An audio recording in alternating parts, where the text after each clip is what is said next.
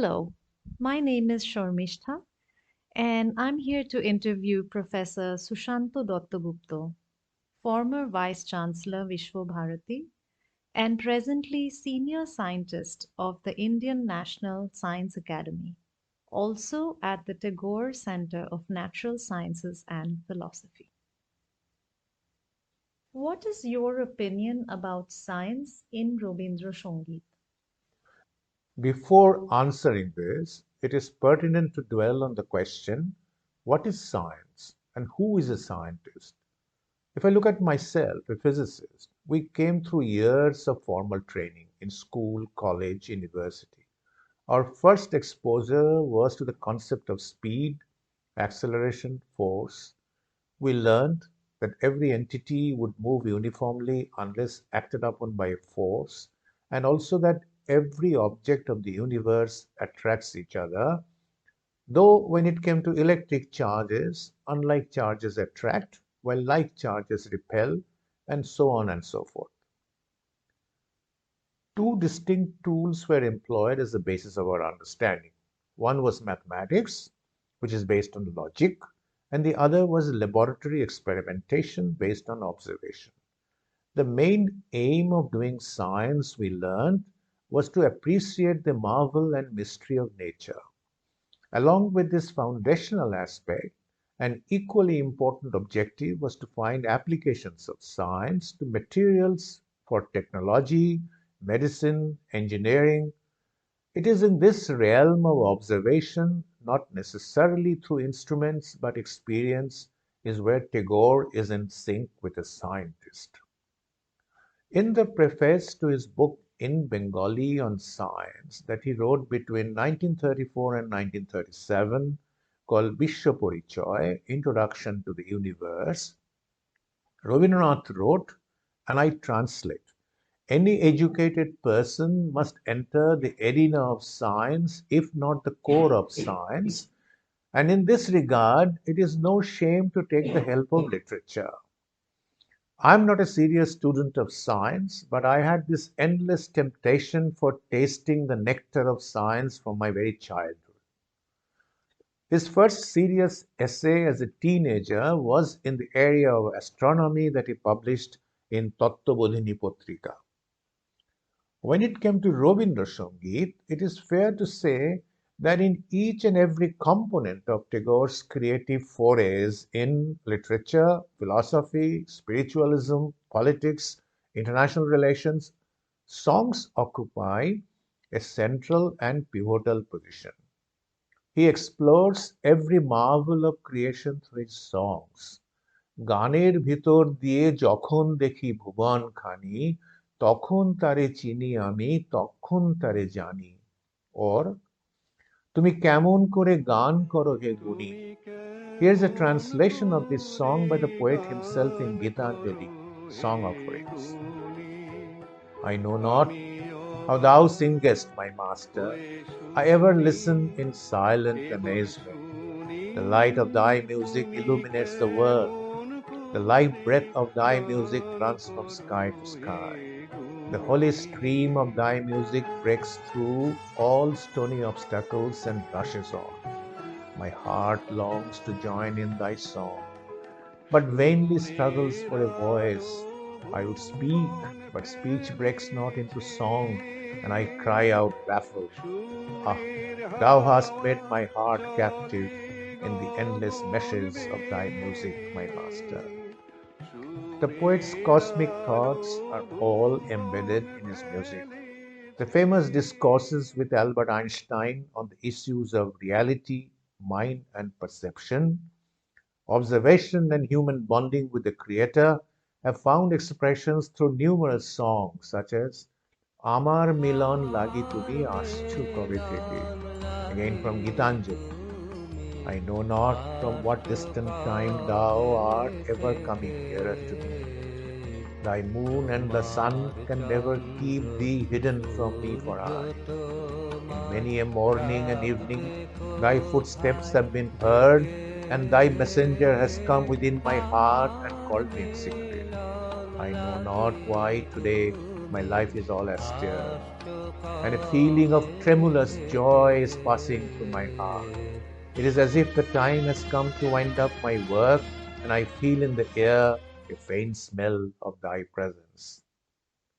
It is also in the context of multiple choices of paths that an electron has to traverse, for instance, in a double slit experiment on diffraction, that Tagore transited to music when he told Einstein, there is in human affairs an element of elasticity, some freedom within a small range which is for the expression of our personality.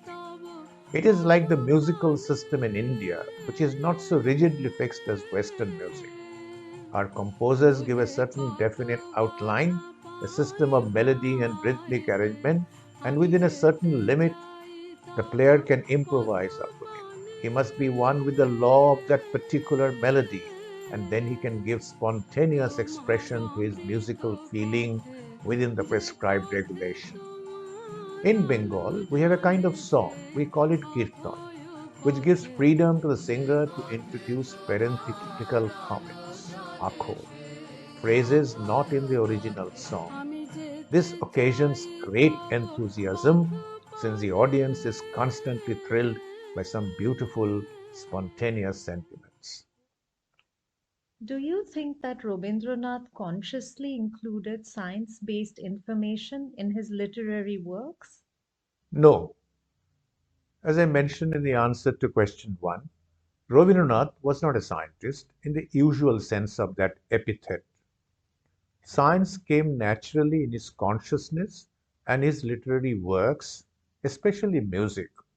There are umpteen songs in Gitobitan under Prokriti, and understanding nature or Prokriti is also an essential objective of scientific pursuit. Besides, cosmic thoughts pervaded Rabindrasangeet in the Puja section as well as in Brahmo Sangeet. The scientist in Rabindranath was in the form of a keen observer of natural phenomena and an inquisitor of creation and various ramifications of the universe. Tagore, the observer, employed his sensory organs as well as deep intuition, distinct from the tools such as microscopes and telescopes used by a trained scientist. Thus, the scientific thoughts that attracted Tagore were mostly in the realm of astronomy, cosmology, and biology. A professional scientist, on the other hand, is additionally interested in applying science for the development of technology, for the betterment of human lives. Unfortunately, a part of that development process goes towards warfare and production of weapons of mass destruction. It is this aspect of science that Tagore abhorred. Near the end of his life, just a year prior to his death, the poet has expressed his deep concerns in Crisis in Civilization. Tagore had also repeatedly and derisively used the phrase machine to denigrate technological applications in which machine takes precedence over the mind to the extent of destroying the free human spirit. Rabindranath was acutely disturbed by this. He penned in the mid-1920s Muktodhara and Raktokorobi for celebrating the victory of human freedom over oppression derived out of human greed and concomitant misuse of machines. Having said this, it would be wrong to assume that Rabindranath was not in support of fruitful applications of machines for the betterment of human existence. For example, just 5 years after authoring Muktodhara and Raktokorobi, Tagore wrote Russia Chithi, Letters from Russia, in which he had extolled the virtue of using mechanized tractors for farming in place of bullock-driven plows towards higher yields of crops. This he tried applying in his agricultural project in Sriniketan. Indeed, he had also goaded his then secretary, the renowned statistician Sushanta Dattagupta, to employ a branch of science called statistics to agriculture. As we are on the subject of finding imprints of science in Rabindrasangeet, we may exemplify that in the context of soil science, by quoting three songs, আমরা চাষ করি আনন্দে, মরু বিজয়ের কেতন উড়াও শূন্যে হে প্রবল প্রাণ, and ফিরে চল মাটির টানে. What are the first 10 songs that come to your mind when we correlate science and Rabindrasangeet? What relevance do you find in those songs? The first song that comes to my mind is মহাবিশ্বে মহাকাশে মহাকালো মাঝে আমি মানব একাকী ভ্রমি বিস্ময়ে ভ্রমি বিস্ময়ে. In the intermediate words in Bengali, তুমি আছো বিশ্বনাথ অসীম রহস্য মাঝে, the poet is exclaiming his bewilderment about creation when he, the lonesome man, roams around to unravel the marvel of the universe. The next song is a very famous one. আলো আমার আলো ওগো আলো ভুবন ভরা. The translation from Gitanjali reads, light, my light, the world-filling light, the eye-kissing light, the heart-sweetening light. Ah, the light dances, my darling, at the center of my life. The light strikes, my darling, the chords of my love. The sky opens, the wind runs wild, laughter passes over the earth. The butterflies spread their sails on the sea of light. Lilies and jasmines surge up on the crest of the waves of light. The light is shattered into gold on every cloud, my darling, and gladness without measure.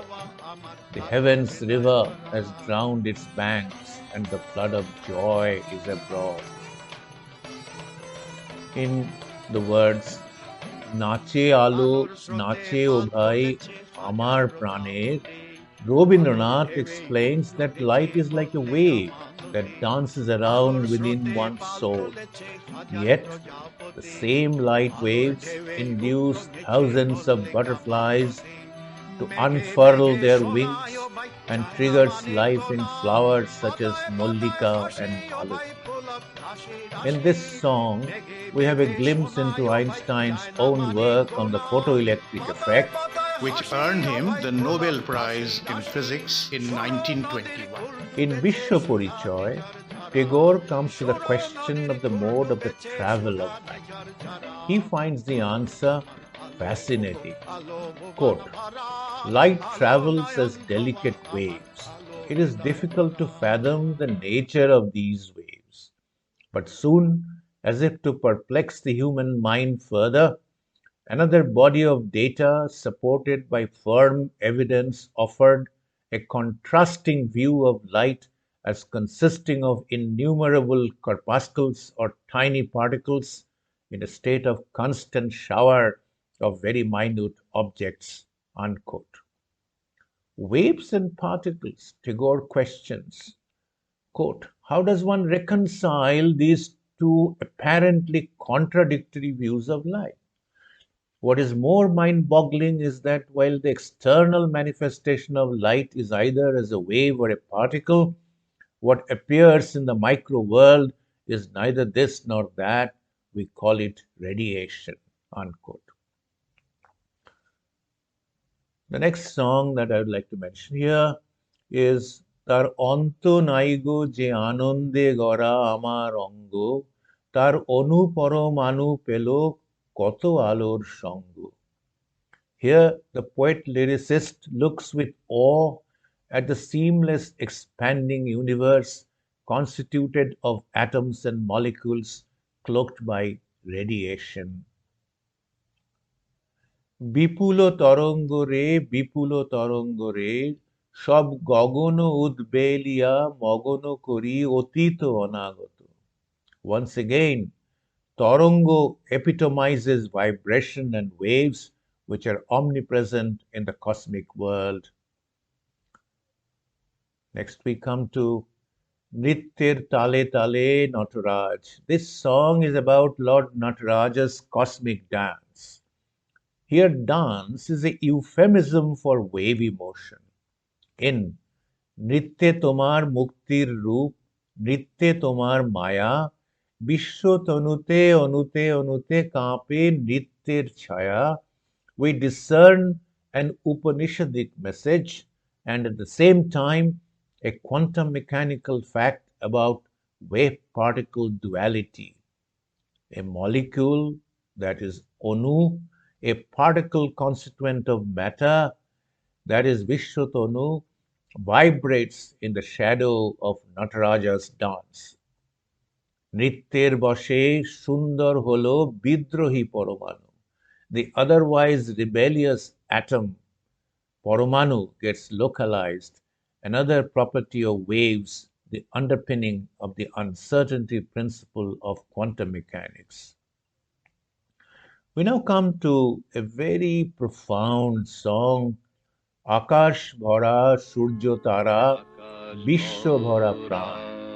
This song signifies Tagore's interest in astronomy, which was kindled at the young age of 12 when he visited the Dalhousie Hills with his father. The clear evening sky, laden with twinkling stars in the backdrop of the setting sun, left an indelible impression on the child's mind. The father explained how the orbital motion of stars and the moon takes place, which inspired the poet to scribble, অসীম কালের যে হিল্লোলে জোয়ার ভাটায় ভুবন দোলে নাড়িতে মোর রক্তধারায় লেগেছে তার টান. The same gravitational pull on the earth by the moon that causes tidal waves are also responsible for blood flow through my veins. Here's a translation by Sushanta Dattagupta, which leans more on Advaitism than in the original Tagore translation. Here is Shahana's piece, The Abandoned Cosmic Skies of the Sun and Stars and Galaxies, a life-pulsing universe at whose heart to all surprise. What do I find beating but the very locus of my being? And so, in awestruck wonder, my song springs to sound yonder. In the limitless field of eternity rises an appearance of duality. Each blade of grass touches my feet when the forest trails call me to meet. Startled by the flower's fragrance, the mind wells up in a trance. Scattered abundantly all around, this ineffable bliss abounds. And so, in awestruck wonder, my song springs to sound yonder. Intently deep is my listening, profoundly keen is my seeing. Into the breast of Mother Earth, my life force has poured forth. And in the midst of what appears known, I have merged into the unknown. In Tumi Ki Keboli Chobi, the intermediate lines, ওই যে সুদূর নিহারিকা যারা করে আছে ভিড়, আকাশের নীর, ওই যারা দিনরাত্রি আলো হাতে চলিয়াছে আঁধারেরও যাত্রী. The distant Milky Way, a conglomerate of stars crowding the nest of the sky, travels with lights in hand as roving messengers to darkness.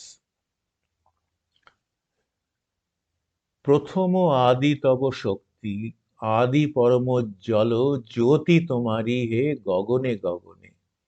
The Big Bang, the absolute beginning when loads of energy were released, brightly illuminating the skies. We now come to দুই হাতে কালের মন্দিরাজে সদাই বাজে, ডাইনে বাঁয়ে দুই হাতে. সাদা কালোর দ্বন্দ্বে যে ওই ছন্দে নানা রং জাগে. This piece is about symmetry, a cornerstone of modern physics.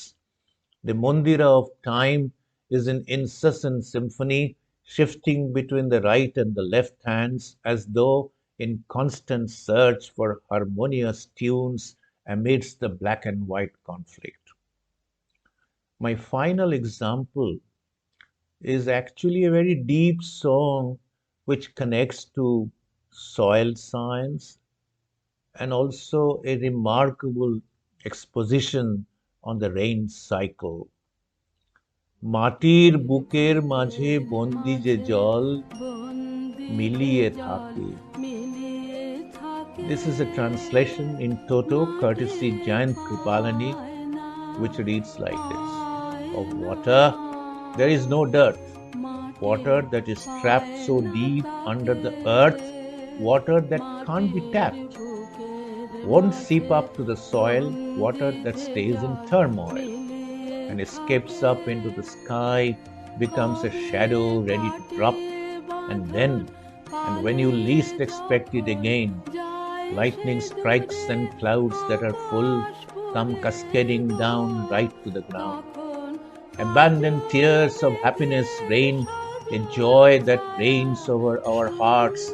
And as the rains rain over the earth, once again the rain comes again and again. Thank you.